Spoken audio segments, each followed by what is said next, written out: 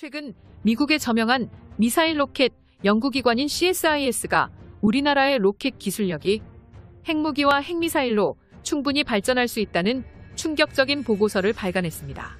작년 누리호 발사 이후 대한민국의 우주 로켓 기술력, 발전 속도가 심상치 않습니다. 2022년 최근에 발표된 미국의 로켓 미사일 연구기관 CSIS의 세계 우주 로켓 기술 개발 척도의 반등폭이 인도에 이어서 바로 2위의 한국일 만큼 대한민국의 우주 로켓 개발은 순식간에 진행되었다고 언급했는데요. 순위표를 보면 인도는 이미 세계적으로 인정받은 핵보유국이고 ICBM, 대륙간 핵탄도 미사일을 보유하고 있는 국가지만 아니 어떻게 대한민국이 세계의 모든 나라들을 제치고 우주 로켓 기술 척도의 발전도 퍼센트 순위에서 세계 2위를 달성한 것일까요? 현재 북한의 핵무기 개발과 긴박하게 돌아가는 동북아시아 정세 속에서 국방과학연구소가 한국이 머지않은 미래에 보유할 핵무기와 대륙간 탄도 미사일 개발을 조용히 준비하고 있는 건 분명한 사실입니다. 대고구려제국TV. 특히 한국이 개발한 우주로켓은 고체연료 형태의 대륙간 탄도 미사일로 변형될 가능성이 높으며 비상상황 발생 시 대륙간 탄도 미사일에 핵탄두를 탑재한다면 한국은 핵보유국으로 등극할 수 있다고 전했습니다. 이처럼 한국의 첫 국산 로켓 발사에 많은 사람들이 응원의 박수를 보내고 있지만 한국의 영원한 주적인 일본과 중국은 긴장의 끈을 놓지 못하고 있는 상황인데요. 일본은 항상 한국보다 항공 우주 분야에서 앞선다고 생각했지만 최근 한국이 발사한 로켓에 이미 그 격차가 크지 않다는 것이 증명됐기 때문입니다. 영상의 출처는 대고구려제국, 구독과 알림 설정 진심으로 감사드립니다. 많은 전문가들은 일본의 항공 우주 기술은 정체됐고 한국은 계속 비약적인 발전 중이라며 몇 가지 이유로 한국이 곧 항공 우주 분야에서 일본을 추월할 것이라고 설명하고 있습니다. 군 전문가들은 왜 위성 더미가 지구로 떨어진 것인지에 궁금증을 가지고 경악을 금치 못하고 있으며 항우연 관계자들의 답변은 무엇인지와 한국이 일본을 우주산업에서 추월할 것이라고 말하는 이유는 무엇인지, 그리고 일본의 로켓 발사에 대해서 전문가들이 왜 유치한 행동이라고 발언하고 있는지에 대해 알아보겠습니다. 한국의 항공 우주 산업 성장세는 그야말로 빛의 속도라고 해도 과언이 아닙니다. 많은 커뮤니티에서는 누리호의 비행거리에 상당히 집중하고 있는데요. 우주 로켓 데이터는 거의 국가 비밀로 다뤄지기 때문에 성공과 실패 여부에 대해서만 공개되었지만 일부 네티즌들의 누리호 위성 더미가 상륙 지점을 계산한 결과 발사대로부터 약 8,700km나 비행한 것이 드러나 전 세계를 깜짝 놀라게 하고 있습니다. 이는 한국의 순수 국산 기술로 첫 시도한 로켓으로 이뤄낸 성과인데요. 로켓 기술 선진국들도 대부분 첫 시도에서 비행 중 폭발하는 뼈아픈 경험을 맛봤지만 한국은 목표 고도까지 이상 없이 올라갔다는 것에 한국의 기술력이 상상을 뛰어넘는다는 것이 밝혀졌습니다.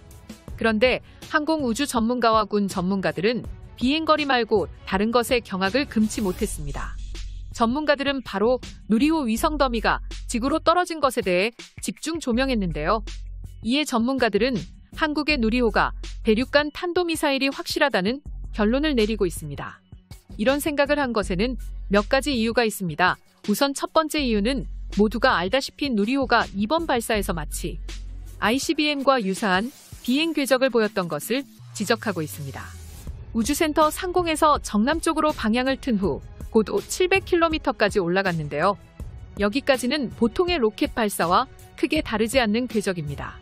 그러나 누리호에서 분리된 위성 모사체는 3단부 로켓 엔진 연소가 원인 미상의 이유로 46초 일찍 깨지면서 가속도가 붙지 못해 제궤도에 진입하지 않고 다시 대기권으로 들어와 호주 남쪽 약 350km 해상에 떨어졌는데요. 총 비행거리는 앞서 네티즌들이 계산한 8,700여 킬로미터로 알려졌습니다. 대고구려제국TV. 비행 궤적과 거리만 놓고 보면 우주 발사체가 아닌 ICBM이 발사됐었다고 해도 이상한 게 없을 정도로 유사합니다. 특히 대기권 진입 시 다 타버릴 것으로 여겨졌던 위성 더미가 그렇지 않았다는 점에서 의혹의 근거가 되고 있습니다. ICBM의 핵심 기술 중 하나는 대기권 탈출 후 재진입하는 기술인데 대기권 진입 시 대기 마찰열에 타지 않고 내부를 보호하는 첨단 소재 설계 기술과 정확한 방향 제어가 필요하기 때문입니다. 전문가들이 한국이 사실상 ICBM의 대기권 재진입 기술을 시험한 것이 아니냐는 의혹을 제기하는 이유입니다. 누리호의 비행 종말 시스템이 부착돼 있었다는 점도 의혹의 근거가 되고 있습니다. 미사일에서 최종 목표와 진입 각도, 탄두 폭발 시점 등을 결정하기 위해 장착된 종말 유도 시스템과 같은 기능을 하는 것 아니냐는 지적이 제기되고 있는 상황입니다. 대고구려제국 채널. 여기에 해외 언론들의 보도가 한몫하고 있는데요.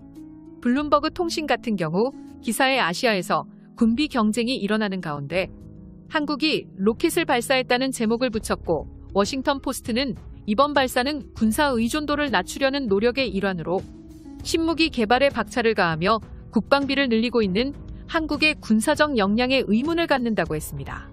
홍콩 사우스 차이나 모닝포스트 또한 한국은 중국과 일본의 우주 프로그램을 따라잡기 위해 노력하면서 군사 및 민간 미사일 능력을 가속화하고 있다고 평가했는데요. 이에 항우연 연구원은 제기되고 있는 의혹에 대해 더미가 높지 않고 지구에 떨어진 이유에 대해 정확히 설명하지 않았으며 그저 하강 속도가 부족했다고 답변에 많은 군 전문가들을 경악하게 만들었습니다. 한국의 로켓 기술 국산화에 성공할 수 있었던 것은 많은 이들의 희생으로 이룰 수 있었던 결과였는데요. 항우연 한국형 발사체 개발 사업본부장은 2010년부터 누리호 개발 연구를 이끌었습니다. 그는 미국 텍사스의 ENMD에서 위성 연구로 박사 학위를 받고 2000년부터 로켓 연구에 뛰어들었는데 미국에선 외국인에게 로켓처럼 민감한 연구는 맡기지 않았다고 밝혔습니다. 본부장은 한국 로켓의 시작을 연 장본인이라고도 말할 수 있는데요. 지난 2000년 한국 최초의 액체 연료 로켓, 과학 로켓 3호 개발을 시작으로 러시아와 공동 개발 그리고 이번 누리호까지 20년 넘게 발사체 연구에만 매달렸습니다. 그가 나로호 개발 당시 러시아 엔지니어가 흘리고 간 종이를 주어서 밤새워 번역하고 버린 기름까지 분석했다고 알려졌습니다. 최고의 노력 끝에 로켓 부품과 소재는 모두 직접 개발하게 됐으며 낯선 부품과 소재를 만들어줄 기업을 찾아 전국을 돌아다녔습니다.